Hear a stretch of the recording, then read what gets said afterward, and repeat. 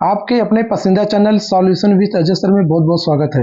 UP triple S C PET 2023 के लिए science की जबरदस्त क्लास का प्रैक्टिस से 2 लेकर आया हूं, जो आपके एग्जाम के लिए बहुत ही हेल्पफुल होगा।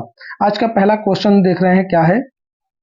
भोजन का पाचन पूर्ण रूप से होता है किसमें? आमाशय लिखा है, ऑप्शन बी है ग्रासनली है, ऑप्शन सी है स्मॉल इंटेस्टाइन, इसे बोलते हैं छोटी आंत, बड़ी आंत लार्जेस्ट इंटेस्टाइन, ये आमाशय यानी स्टमक है। तो भोजन का जो पाचन होता है पूर्ण रूप से कहाँ होता है? जबकि आमाशय में भोजन कितने घंटे तक रहता है? 4 घंटे तक रहता है, यानी आमाशय में भोजन 4 घंटे तक रहता है। इसके बाद कायम नलिका के द्वारा भोजन छोटी आंत में प्रवेश करता है। अब ग्रास नली में पाचन की कोई क्रिया नहीं होती है। अब भोजन का पूर्ण रूप से पाचन जो होता है छोटी आंत में होता है। तो बड़ी आंत में क्या होता है? बड़ी आंत में केवल जल का अवशोषण होता है। बड़ी आंत में क्या होता है? केवल केवल जल का अवशोषण होता है। केवल जल का अवशोषण होता है। केवल जल का अवशोषण होता है। भोजन का पूर्ण रूप से पाचन कहाँ होता है? छोटी आंत में होता है। नेक्स्ट क्वेश्चन है, इनमें से कौन सा प्लाज्मा प्रोटीन नहीं है? एल्बुमिन है, प्रोथ्रोम्बिन है, हेपेरिन है, फाइब्रिनोजन है। बोला कि इसमें कौन सी प्लाज्मा प्रोटीन नहीं है जो प्लाज्मा में नहीं पाई जाती है? देखिए, प्लाज्मा में पाई जाने वाली प्रोटीन कौन है? एल्बुमिन भी है, प्रोथ्रोम्बिन भी है, फाइब्रिनोजन है। फाइब्रिनोजन और प्रोथ्रोम्बिन रक्त का थक्का जमाने में क्या है? सहायक है। रक्त का थक्का जमाने के जो कार्य करते हैं, जो सहायता प्रदान करते हैं, प्रोथ्रोम्बिन प्लाज्मा में पाई जाने वाली प्रोटीन है, और फाइब्रिनोजन यह भी प्लाज्मा में पाई जाने वाली प्रोटीन है। जबकि एल्बुमिन क्या है? यह भी प्लाज्मा में पाई जाने वाली प्रोटीन है। जबकि हेपेरिन जो है यह प्लाज्मा में पाई जाने वाली प्रोटीन नहीं है। यह हमारे शरीर में जो वाहिकाएं होती हैं उसमें रक्त का थक्का जमने से रोकती हैं, यानी रक्त का थक्का जमने नहीं देती हैं। हमारे शरीर में जो रक्त का थक्का नहीं जमता है उसका मुख्य कारण है, कौन जमने से रोकता है? वो कौन है? हेपेरिन। हेपेरिन रक्त का थक्का जमने से क्या करता है? रोकता है, रक्त का थक्का जमने नहीं देता है। तो राइट आंसर क्या होंगे? सी। नेक्स्ट तीसरा क्वेश्चन है, मानव शरीर में अधिकतम मात्रा में पाए जाने वाला तत्व कौन सा है? यह क्वेश्चन जो आरओ समीक्षा अधिकारी यानी सहायक समीक्षा अधिकारी 2013 का पेपर हुआ था, उसमें यह क्वेश्चन पूछा गया था कि मानव शरीर में अधिक मात्रा में पाए जाने वाला तत्व कौन सा है? ऑप्शन ए लोहा है, ऑप्शन बी सोडियम है, ऑप्शन सी फास्फोरस है, ऑप्शन डी है कैल्शियम है। तो मानव शरीर में सबसे अधिक मात्रा में पाए जाने वाला जो एलिमेंट्स है उसका नाम क्या है? कैल्शियम। नेक्स्ट क्वेश्चन है, सबसे अधिक क्रियाशीलता वाला विद्युत ऋणात्मक तत्व कौन सा है? सबसे अधिक क्रियाशीलता वाला विद्युत ऋणात्मक तत्व कौन सा है? ऑप्शन है आयोडीन है, ऑप्शन बी है क्लोरीन है, ऑप्शन सी फ्लोरीन है, ऑप्शन डी ब्रोमीन है।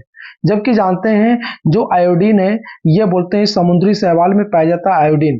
आयोडीन की कमी से हो जाता है घेगा रोग। ये क्लोरीन जो होता है ना, बोल सकते हैं जल को शुद्ध करने के लिए, साफ करने के लिए क्लोरीन का प्रयोग करते हैं। क्लोरीन प्रयोग और करते हैं ब्लीचिंग पाउडर बनाने में क्लोरीन का प्रयोग करते हैं। हम कह सकते हैं भाई ये जो क्लोरीन है ना, ठीक, इसको क्या होता है? Cl2 यानी कि क्लोरीन गैस होती है Cl2। इसकी इलेक्ट्रॉन जो बंधुता है ना सबसे अधिक होती है। इलेक्ट्रॉन बंधुता सबसे अधिक होती है। सबसे अधिक क्रियाशीलता वाला जो विद्युत ऋणात्मक तत्व है वो कौन सी है? फ्लोरीन है। ये किस परिवार के हैं? ये हैलोजन परिवार के एलिमेंट्स हैं। किसके हैं? हैलोजन परिवार के एलिमेंट्स हैं। और जो अधातुओं में अति शीतल द्रव अवस्था में पाई जाती है वो कौन है? ब्रोमीन। पूछेगा अति शीतल द्रव अवस्था में पाई जाने वाली अधातु कौन है, तो आप राइट आंसर देंगे भाई साहब ब्रोमीन होगा। क्योंकि क्या होगा? ब्रोमीन। यहाँ बोलता अधिक क्रियाशीलता वाला विद्युत ऋणात्मक तत्व कौन सा है, तो यहाँ आंसर होगा फ्लोरीन। क्योंकि इसकी क्रियाशीलता हैलोजन परिवार में क्या मेंडलीव की पूरी आवर्त सारणी में सबसे अधिक क्रियाशीलता वाला विद्युत ऋणात्मक तत्व कौन सा है? फ्लोरीन है। क्योंकि फ्लोरीन एक बार जब बंध बना लेता है तो यह बंध जल्दी टूटता नहीं है, इसके द्वारा बना बंध बहुत ही मजबूत होता है। नेक्स्ट क्वेश्चन है, पांचवा क्वेश्चन है, निम्नलिखित में से किसका निर्माण हमारे शरीर में नहीं होता है? प्रोटीन है, एंजाइम है, हार्मोन, विटामिन ए। तो भाई जिसका निर्माण हमारे शरीर में नहीं होता है वो होता है विटामिन ए। विटामिन ए का निर्माण हमारे शरीर में नहीं होता है। आप कह सकते हैं सभी एंजाइम क्या होते हैं? प्रोटीन होते हैं। ये बात बोला कि सभी एंजाइम क्या होते हैं? प्रोटीन होते हैं। ये बात तो सही है कि सभी एंजाइम प्रोटीन होते हैं, लेकिन सभी प्रोटीन एंजाइम नहीं होते हैं। सभी एंजाइम प्रोटीन होते हैं। ये क्वेश्चन पिछली बार टेट में पूछे गए थे कि सभी एंजाइम क्या होते हैं? सभी एंजाइम होते हैं, सभी एंजाइम प्रोटीन होते हैं। ये भाई प्रोटीन का काम क्या है? ये हमारे शरीर की वृद्धि करते हैं। अगर बच्चों में प्रोटीन की कमी हो जाए तो मरिस्मस रोग हो जाएगा, कुपोषण के शिकार हो जाएंगे। एंजाइम क्या करता है? हमें भोजन का पाचन में सहायता प्रदान करता है, भोजन को पचाने का काम करता है। कौन है? एंजाइम। हार्मोन ये क्या करते हैं? उत्तेजित करने का काम करते हैं, उत्तेजना का काम करते हैं, जो हार्मोन है। ठीक।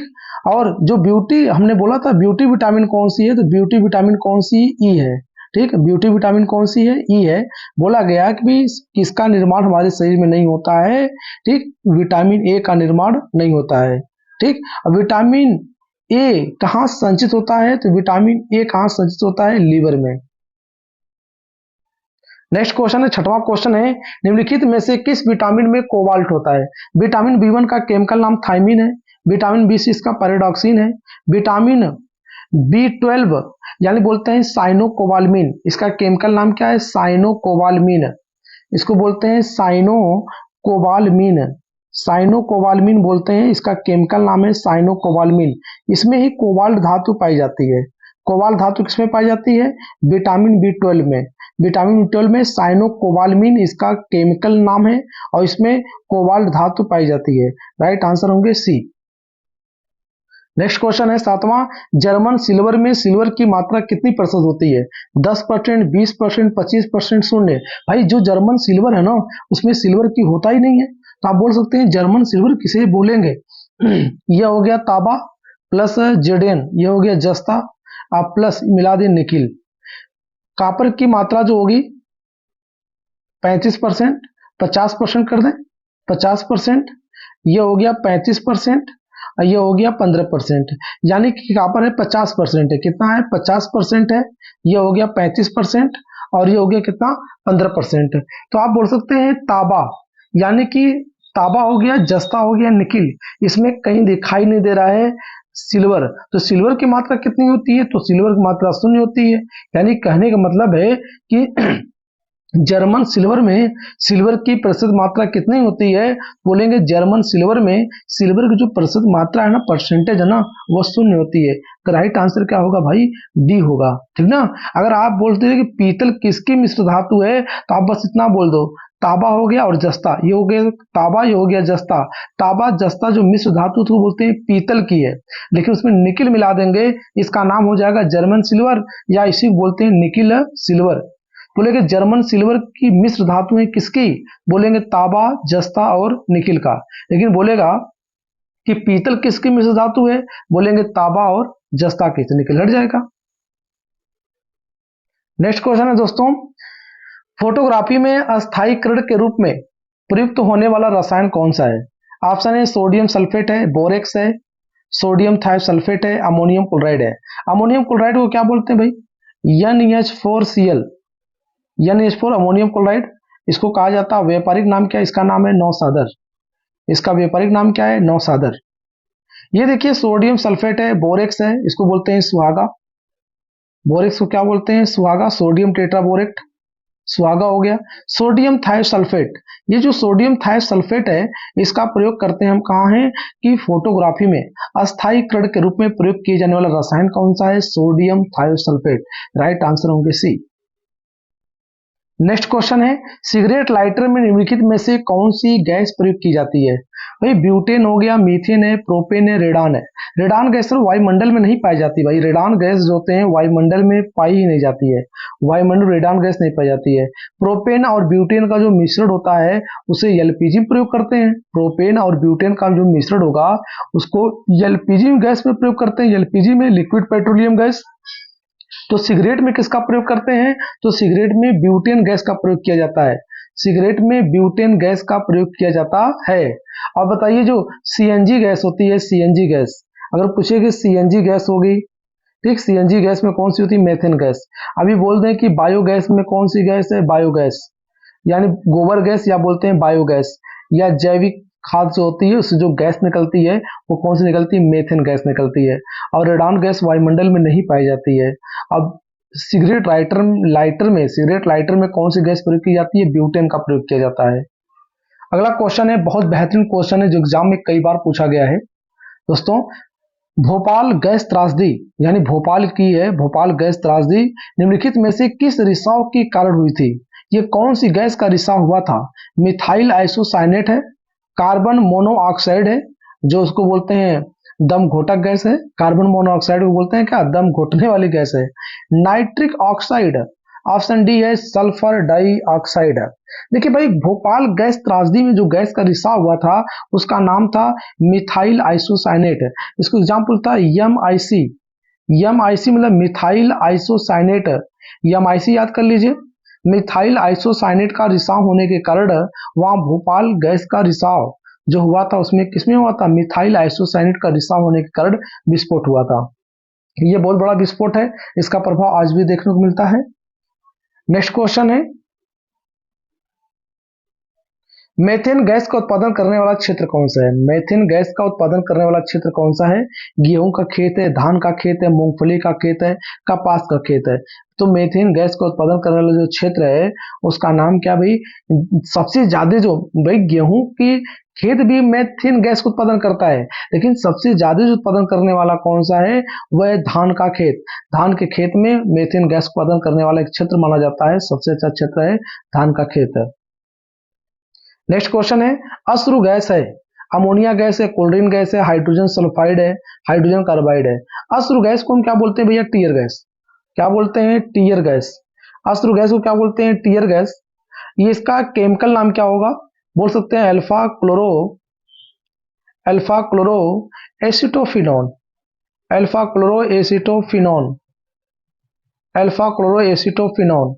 अल्फा क्लोरो एसिटोफिनॉन जो होता है ये इसका केमिकल नाम है। इसमें जो रसायन प्रयोग किया जाता है उसका नाम कौन है? Alpha chloro acetophenone. और इसको टीयर गैस भी कहा जाता है। और बता दें कि अश्रु गैस, आंखों से आंसू आने लगते हैं, उसमें जो गैस मिलाई जाती है वो कौन सी गैस मिलाई जाती है? अमोनिया गैस मिलाई जाती है। अश्रु गैस क्या है? अमोनिया गैस है। इसको टीयर गैस भी कहते हैं। उसमें जो रसायन का प्रयोग किया जाता है केमिकल का, उसका नाम है alpha chloro acetophenone. Next question है, जल युक्त गिलास में तैरता हुआ बर्फ का एक टुकड़ा है, जब पिघलता है तो पानी के स्तर पर क्या प्रभाव पड़ेगा? बहुत ही बेहतरीन क्वेश्चन है एग्जाम के लिए। जब नीचे गिरेगा, पानी नीचे गिरेगा, पानी ऊपर उठेगा, वही रहेगा, नीचे गिरेगा या ऊपर उठना पानी के तापमान पर डिपेंड करता है। तो आपको बता दें, जलयुक्त गिलास में तैरता हुआ बर्फ का टुकड़ा अगर डाल दें, जब पिघलता है पानी का स्तर वही रहेगा, क्योंकि पानी का ये गिलास पानी हो गया, पानी भरा हुआ है, इसमें बर्फ का एक छोटा सा टुकड़ा डाल देंगे, जब पिघलेगा तो इसमें क्या हो जाएगा? समाहित हो जाएगा, लेकिन पानी नीचे गिरे नहीं रहेगा, पानी का सतह क्या रहेगा? वही रहेगा। राइट आंसर क्या होंगे? सी। नेक्स्ट क्वेश्चन है, ध्वनि की तरंगे नहीं चल सकती हैं, ठोस में चलेंगी, द्रव में संचरण करेंगी, गैस में भी करेंगी, लेकिन निर्वात में संचरण नहीं करेंगे, क्योंकि निर्वात में जो संचरण करती हैं उसमें विद्युत चुंबकीय तरंगे संचरण करती हैं, जिनके लिए किसी माध्यम की आवश्यकता न हो, जिनके लिए उसको बोलते हैं गैर यांत्रिक तरंगे। गैर यांत्रिक तरंगे मतलब वे तरंगे जिनके संचरण के लिए किसी माध्यम की आवश्यकता नहीं हो, वो निर्वात में भी संचरण कर सकती हैं। लेकिन बोला है कि ध्वनि तरंगे नहीं चल सकती हैं। ध्वनि तरंगे किस प्रकार की तरंगे हैं? तो आपको बता दें, ये क्या है? अनुदैर्ध्य तरंगे हैं। पिछली बार सुपर टेट में जो क्वेश्चन पूछा गया था ध्वनि तरंगे किस प्रकार की तरंगे हैं, तो राइट आंसर होगा अनुदैर्ध्य तरंगे हैं। लेकिन अनुदैर्ध्य में कौन सी तरंगे हैं? तो यांत्रिक अनुदैर्ध्य तरंगे हैं। कौन सी यांत्रिक अनुदैर्ध्य तरंगे हैं? यह ध्वनि तरंगे। ध्वनि तरंगे ठोस द्रव गैस में संचरण कर सकती हैं, चल सकती हैं, लेकिन निर्वात में संचरण नहीं कर सकती हैं, इसलिए राइट आंसर क्या होंगे? डी होंगे। अब देखिए नेक्स्ट क्वेश्चन है, विभवांतर का मापन किया जाता है। यह क्वेश्चन अभी हाल ही में पूछा गया, बिहार शिक्षक भर्ती का पेपर हुआ है उसमें 2023, उसमें पूछा गया क्वेश्चन है विभवांतर का मापन किया जाता है। ठीक, ये दोस्तों देखिए दूसरा ये वीडियो बनाया हमने, दूसरा वीडियो बनाया है प्रैक्टिस सेट 2। अभी इसके 10 सेट बनाएंगे, कुल मिलाकर टोटल यूपी ट्रिपल एससी पेट 2023 के लिए साइंस के 10 सेट है। यदि दोस्तों अगर आपको चैनल इसको वीडियो अच्छा लगे तो आप चैनल को सब्सक्राइब कर लें, ताकि आने वाली वीडियो का नोटिफिकेशन सबसे पहले आपको मिले। ठीक है, तो देखते इसमें क्या ऑप्शन दिया गया, हाइग्रोमीटर है, ऑप्शन बी लैक्टोमीटर है, ऑप्शन सी हाइड्रोमीटर है, ऑप्शन डी है पोटेंशियोमीटर है। तो आप बोलते हैं हाइग्रोमीटर से क्या नापते हैं? जो हमारे वातावरण की सापेक्षिक आर्द्रता होती है उसको मापने के लिए हाइग्रोमीटर का प्रयोग करते हैं। ठीक है, बोला लैक्टोमीटर शुद्ध यानी जो दूध होता है, दूध की शुद्धता का मापन करने के लिए, उसकी घनत्व की माप करने के लिए हम लैक्टोमीटर का प्रयोग करते हैं। और द्रव को जो घनत्व का डेंसिटी मापने के लिए हम हाइड्रोमीटर प्रयोग कर देते हैं। लेकिन पोटेंशियोमीटर प्रयोग कहाँ करते हैं? पोटेंशियोमीटर प्रयोग करते हैं विभवांतर का मापन के लिए। यही क्वेश्चन बिहार शिक्षक भर्ती 2023 में आए थे।